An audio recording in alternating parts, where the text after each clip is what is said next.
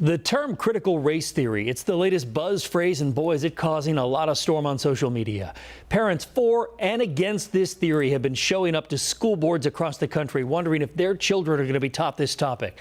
Likewise, here in the Charlotte area, parents spoke for and against it at the first in-person CMS board meeting, which happened last month. Equity is the best practice for all students. Social emotional learning helps all students.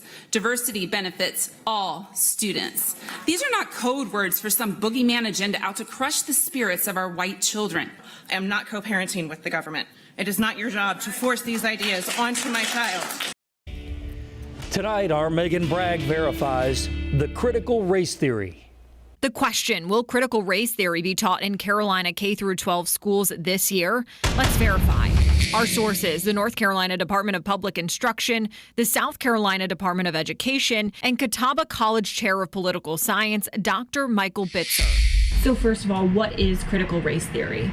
Critical race theory is an assumption about how the world works. And this was developed in law schools in the late 1970s and 1980s to say that just as the law can be political, so too can the law be based on race. Looking at dictionary.com's definition, critical race theory is a concept framework that considers the impact of historical law and social structures on the present-day perpetuation of racial inequality. Oftentimes, what critical race theory puts forward is the notion that inherently race is found within our legal structures, within our government operations, and that we need to take that into consideration when public policies are made. Professor Bitzer tells us this is only taught in higher education, specifically law school. It is not an educational approach at the K-12 curriculum. So is it going to be taught in the Carolinas? We went straight to the North Carolina Department of Public Instruction and South Carolina Department of Education. NCDPI sent us this statement saying, in part, quote, critical race theory is not included in the state's board's approved social studies standards, nor is it supported by the NC Department of Public Instruction.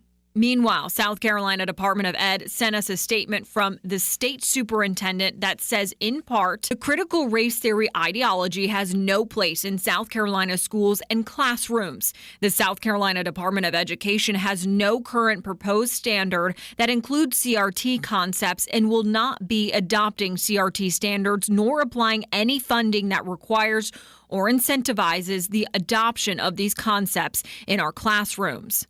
The South Carolina legislature also passed a bill that disallows critical race theory to be taught in schools.